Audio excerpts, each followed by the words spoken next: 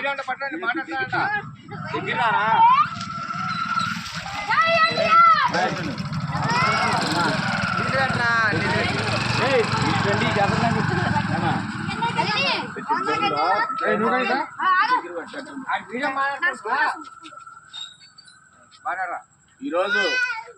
చంద్రబాబు నాయుడు గారిని దుర్మార్గంగా అరెస్ట్ చేసినందుకు చంద్రబాబు గారిని మరి అది జగన్మోహన్ రెడ్డి సైకో ముఖ్యమంత్రి దుర్మార్గంగా ఈ రోజున 28 రోజులు మట్టి బెయిల్ లేకుండా మరి ఎటువంటి కేసు స్కిల్ డెవలప్మెంట్లో ఎటువంటి ఆధారాలు లేకుండా కేవలం కక్ష సాధింపుతో మరి 14 సంవత్సరాలు ముఖ్యమంత్రిగా చేసి 15 సంవత్సరాలు ప్రతిపక్ష నాయకుడిగా ఉన్న మరి మా చంద్రబాబు గారిని అరెస్ట్ చేయటం దుర్మార్గం. కాబట్టి ఈ రోజున తెలుగుదేశం పార్టీ లోకేష్ గారు, భువనేష్ గారు, అలాగే నారా బ్రాహ్మణి గారు, బాలకృష్ణ గారు మరి ఈ రోజున ఆయనకి సంఘీభావంగా ఈ రోజున 7 గంటల నుండి ఒక 5 నిమిషాలు ఇళ్లలో లైట్లన్నీ తీసేసి చంద్రబాబు నాయుడు గారికి మద్దతుగా కొవ్వొత్తులు ర్యాలీ చేయమని చెప్పడం జరిగింది. దానికి అనుగుణంగా ఈరోజు కైకిలు నియోజకవర్గం మండవిల్లి మండలం కానుకొల్లు గ్రామంలో మరి టీడీపీ జనసేన నాయకులు అందరూ కలిసి ఈ రోజున చంద్రబాబు నాయుడికి సంఘీభావంగా ఈ కొవ్వొత్తులు ర్యాలీ చేశాం. రాబోయే రోజుల్లో చంద్రబాబు నాయుడు గారు కానీ బయటికి రాకపోతే మరింత కార్యక్రమాలు ఉధృతంగా చేస్తామని ఇప్పటి వరకు మేము నిరసనలు శాంతియుతంగానే చేశాం. ఇక్కడి నుంచి చంద్రబాబు నాయుడు గారు కనుక జైల్లోంచి బయటికి రాకపోతే మరి టీడీపీకి ఈ రోజున జనసేన కాడ కలిసింది. జనసేన నాయకులంటే టీడీపీ లాగా వాళ్ళేమి మరి శాంతియుతంగా ర్యాలీలు చేయరు.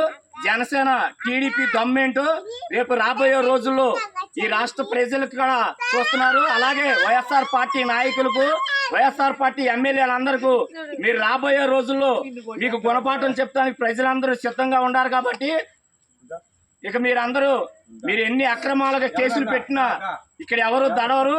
ముఖ్యంగా పవన్ కళ్యాణ్ గారిని మనం మెచ్చుకోవాలి. ఎందుకంటే పవన్ కళ్యాణ్ గారికి టీడీపీకి ఎన్నో గొడవలు ఉండొచ్చు, కానీ ఈ రాష్ట్రాన్ని అభివృద్ధి చేయాలంటే, ఈ రాష్ట్రాన్ని డెవలప్ చేయాలంటే, మన పిల్లల భవిష్యత్తు మరి శుభ్రంగా ఉండాలంటే ఒక సీనియర్ నాయకుడు, ఒక విజనరీ ఉన్న నాయకుడు చంద్రబాబు నాయుడు వల్ల అవుతుందని తెలిసి నిజంగా ఆ రోజు జైల్లో కలిసి వచ్చి పవన్ కళ్యాణ్ గారు ఒకే ఒక్క నిర్ణయం చెప్పారు.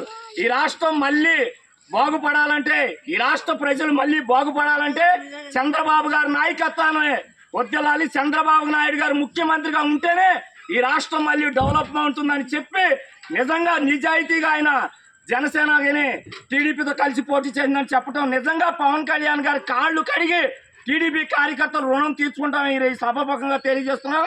రాబోయే రోజుల్లో జనసేన టీడీపీ జనసేన కలిపి 161 సీట్లు ఎమ్మెల్యేలు గెలవటం ఖాయం.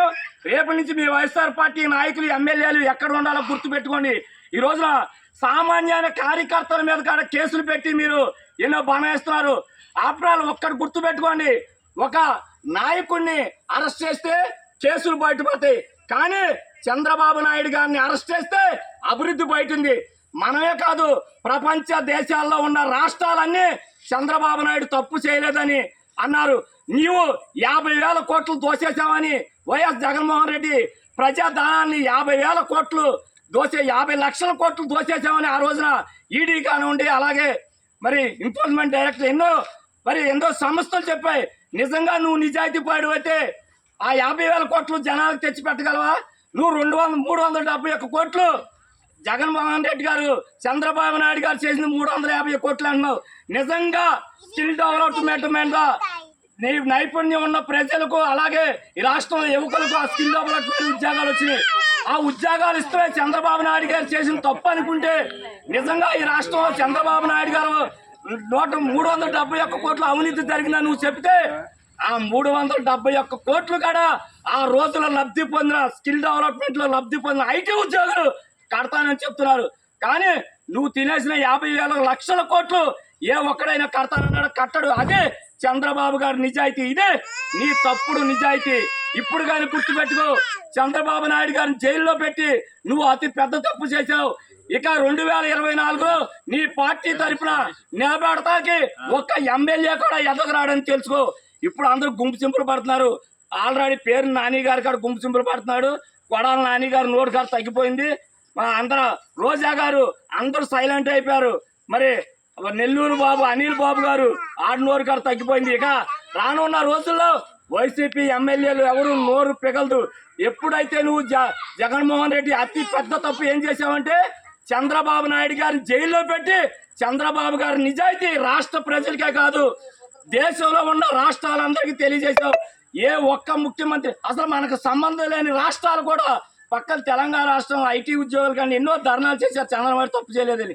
మరి జయలలిత అలాగే మమతా బెనర్జీ ములాయం సింగ్ యాదవ్ అనేక ముఖ్యమంత్రులు చంద్రబాబు గారి నిజాయితీని ఒప్పుకున్నారు. నువ్వెంత నీ పార్టీ అంత రేపు రాబోయే రోజుల్లో నీ పార్టీని భూస్థాపితం చేసి చంద్రబాబు నాయుడు గారికి పవన్ కళ్యాణ్ గారికి ఈ రాష్ట్రాన్ని ఆయన చేతుల్లో పెట్టి వాళ్ళ రుణం తీర్చుకుంటామని ఈ సభాముఖంగా తెలియజేస్తున్నాం.